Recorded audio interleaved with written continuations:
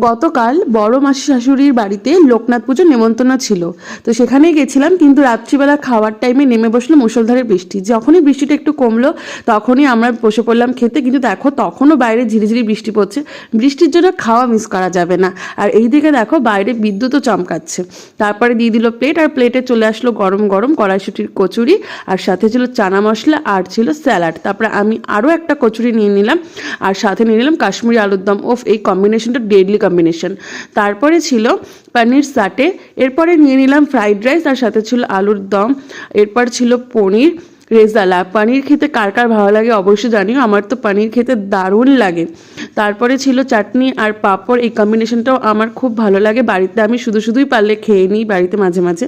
তারপরে ছিল রসগোল্লা, আর ছিল পায়েস, আর লাস্টে ছিল আমিত্তি, যেটা আমি আর খেতে পারছিলাম না বলে আর নিইনি। আর শেষে ছিল হাজমোলা। তো ভিডিওটা কেমন লাগলো অবশ্যই জানি।